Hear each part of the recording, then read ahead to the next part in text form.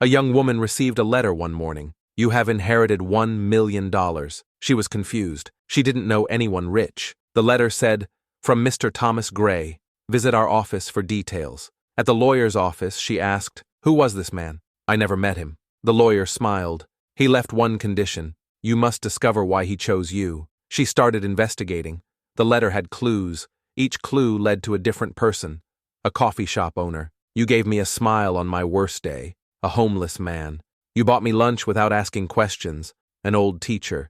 You helped a student I couldn't reach. The woman remembered. Small moments. Random acts of kindness. The final letter from Mr. Gray said, "You showed me that good people still exist. This is my thank you." Sometimes, the smallest actions create the biggest impact. Want the full grammar breakdown? Head to my channel for the complete analysis.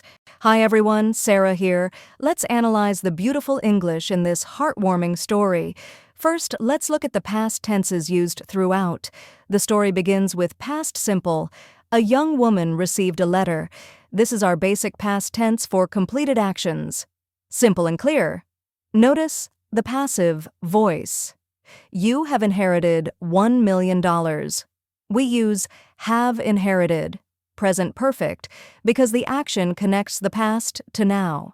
The inheritance exists now because of a past action. Let's examine reported speech in this story. Direct speech. Who was this man? I never met him. This is a question in the past. Never met shows she had no previous connection. The lawyer's response uses modal verbs. You must discover why he chose you. Must shows strong obligation. It's not optional, it's required. Now, an important grammar point. Each clue led to a different person. Each is singular, so we use led, not leads. This is a common mistake. Let's look at the dialogue structure. You gave me a smile on my worst day. Notice gave me. This is an indirect object pattern. Give plus person plus thing. The phrase on my worst day uses on with specific days. Very natural. Another line, you bought me lunch without asking questions. Without plus gerund, asking. This shows an action that didn't happen. Two learners might say, without ask questions.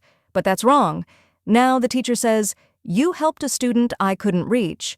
This is a relative clause without who or that. Very advanced.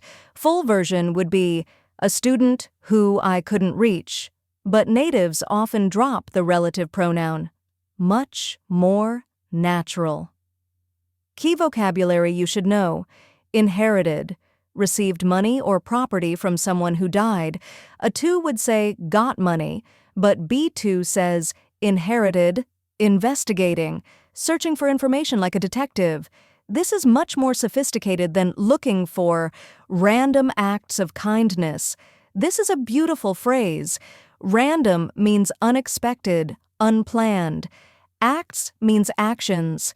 Together, unexpected, kind actions. Let's talk about the moral of the story. The smallest actions create the biggest impact. This uses superlatives, smallest and biggest for maximum contrast. Notice create, not make. We create impact, we make objects. Grammar patterns to practice. Past simple for story events. Received, asked, smiled, remembered, present perfect for connections. Have inherited. Modal verbs for obligation. Must discover relative clauses. A student I couldn't teach. Practice tips. When telling your own stories, mix past simple with descriptive details. Use without plus gerund to show things that didn't happen. Drop relative pronouns like natives. The book I read, not the book that I read. Practice. Superlatives. For emphasis. Smallest, biggest, best, worst. This story teaches us something important about English and about life. The grammar is intermediate level. Perfect for B1 to B2 learners. But the message, that's universal. Small acts of kindness matter. And in English, small improvements matter too. Which grammar point surprised you most? Comment below. Don't forget to practice these structures in your own stories. See you in the next video.